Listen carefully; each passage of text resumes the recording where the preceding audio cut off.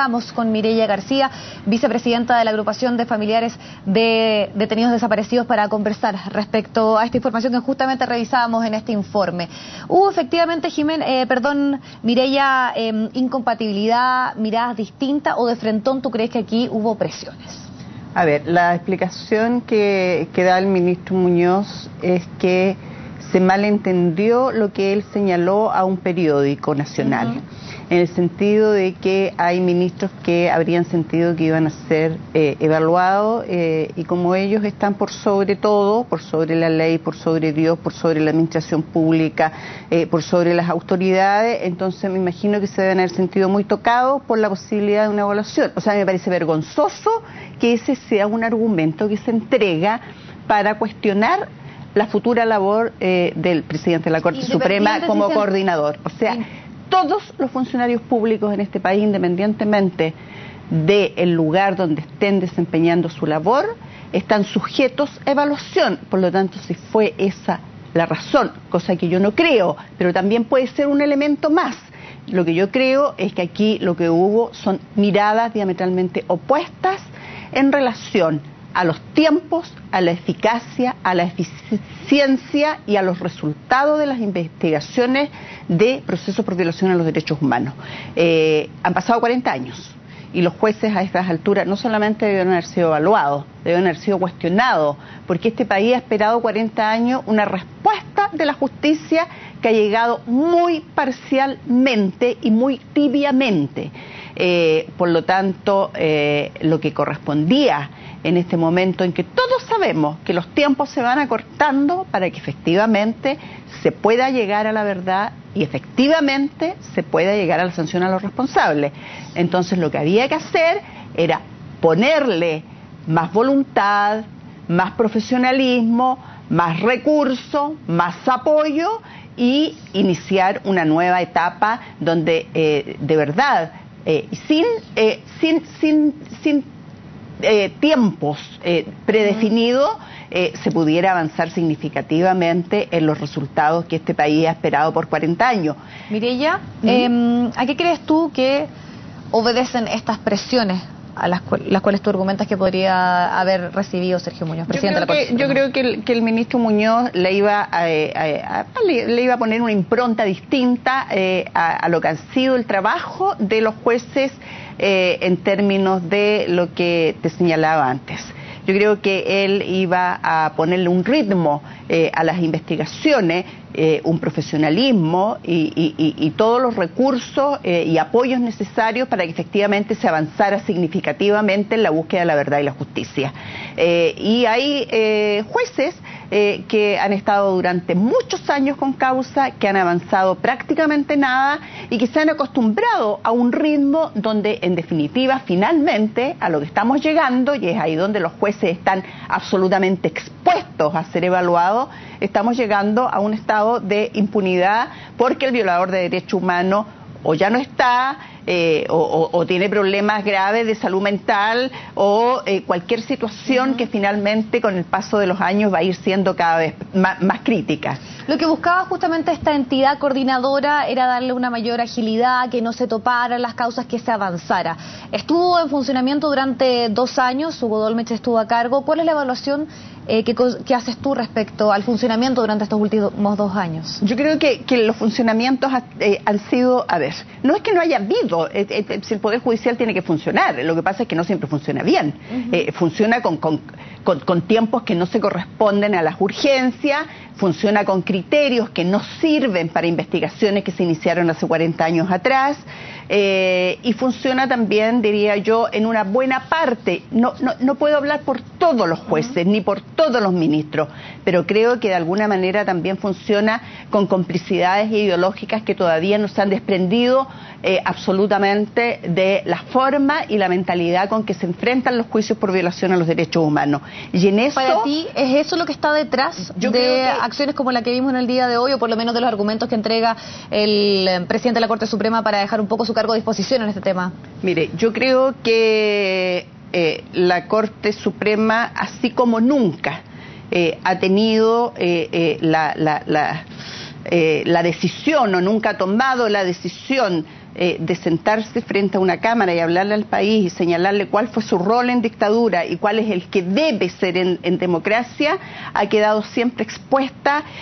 a una situación de poca claridad respecto a lo que es su relación, a lo que fue y a lo que es hoy día su relación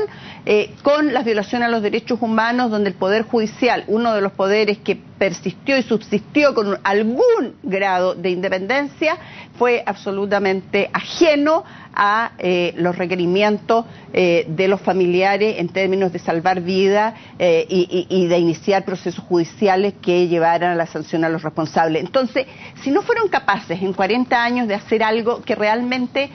los separara de este pasado oscuro y doloroso para Chile, la verdad es que siempre va a quedar la duda respecto a si ellos efectivamente, como poder judicial, están dispuestos a enfrentar el poder militar y a hacer justicia. Y cuando eso no está claro, siempre es una posibilidad de que siga estando presente. Y yo lo califico como complicidad ideológica con las violaciones a los derechos humanos. En ese sentido, respecto a lo que tú estás planteando, por ejemplo, el utilizar la media prescripción, que fue uno de los argumentos que muchas veces se invocó con respecto a temas que tenían que ver con las violaciones de derechos humanos. Eso significa, en el fondo, rebajar las penas debido a la cantidad de años que han pasado. ¿Qué te parece a ti que ese fue uno de los argumentos que se usó, por ejemplo, durante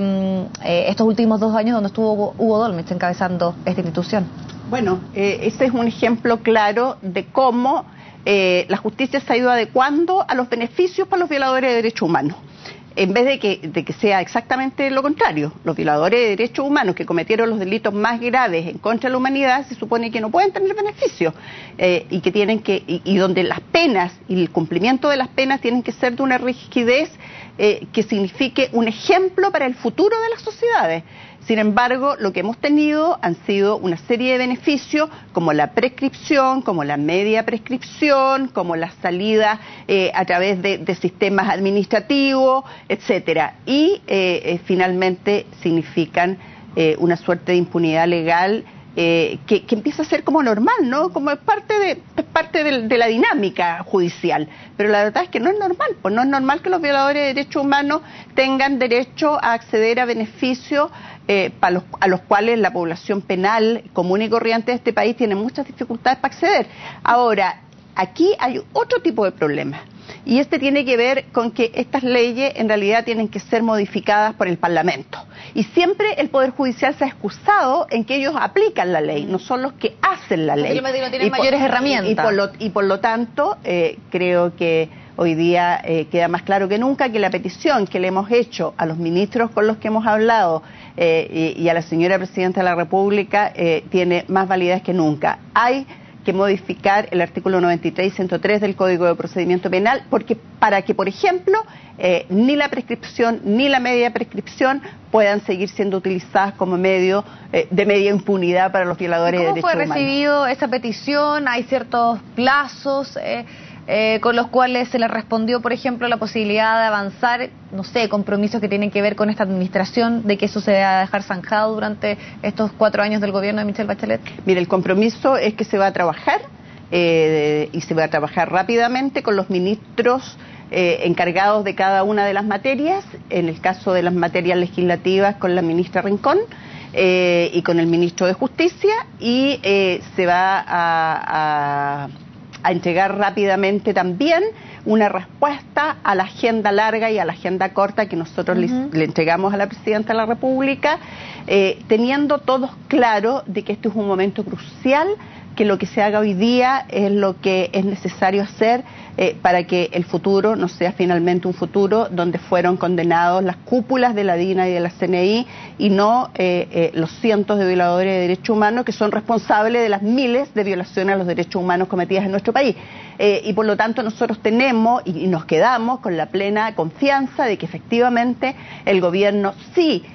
va a tomar todas las medidas necesarias para avanzar en estas materias legislativas que han estado durante mucho tiempo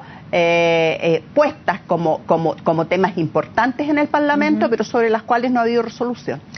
Volviendo al tema con el cual comenzamos esta conversación, este ente coordinador, ayudó, se avanzó, o igual tú crees que hay una deuda pendiente por parte del Poder Judicial, y en qué situación se queda ahora cuando finalmente aún no se sabe quién va a estar a la cabeza? El ente coordinador siempre ayuda porque por lo menos ordena un poco qué se necesita. Y creo que la gran falla estuvo que se quedó en eso, precisamente. O sea, si el magistrado de San Miguel necesitaba o no necesitaba dedicación de tiempo exclusivo, se necesitaba más o menos actuarios, que son materias extremadamente importantes. Si aquí se necesitan profesionales que vayan contribuyendo a la investigación, pero nos quedamos solamente en eso. O sea, lo concreto, ¿ustedes no consideran que hubo avances significativos en esta materia? Mira, fue lo que nosotros conocimos del trabajo realizado por el ministro Dolmach. Lo que nosotros conocimos no quiere decir que haya sido lo único que se hizo, pero se ordenó, se coordinó y se vio cuáles eran las necesidades de cada uno de los ministros que tenían causa por violación a los derechos humanos, y se les dejó libre de tener que integrar sala o llevar adelante otras investigaciones. Y por supuesto eso es una contribución, pero hay muchas otras cosas que se necesitan. ¿Y hay expectativas en el rol que podía tener Sergio Muñoz a la cabeza de este ente? Muchas expectativas porque nosotros lo conocemos en investigaciones nuestras y lo conocemos realizando acciones que realmente han sido una contribución más que importante a la verdad. Y ahí tenemos el caso del Patio 29 y de las investigaciones falsas, donde el ministro Muñoz jugó un rol fundamental para que finalmente llegáramos a esta nueva etapa de nuevas identificaciones, de reidentificaciones, y donde se pudieran establecer verdaderamente los nombres y apellidos de las víctimas exhumadas del Patio 29 del Cementerio General. Entonces, además el ministro Muñoz tiene una capacidad y un ritmo de trabajo muy importante, y entendíamos que él iba a poner a disposición de esta causa, que también es importante definirlo así, la causa de las violaciones a los derechos humanos, la gran causa de las violaciones a los derechos humanos. Ahí él iba a poner todo su expertise, todo su conocimiento, todo su compromiso, toda su voluntad, y por lo tanto esta es una pérdida y un retroceso impresionante, que no nos gusta, que no deseamos, que nos pilló de sorpresa, y que esperamos pueda ser revertido. Nosotros esperamos de que efectivamente los ministros de la Corte Suprema comprendan de que aquí hay un interés superior, y el interés superior no es si el juez dijo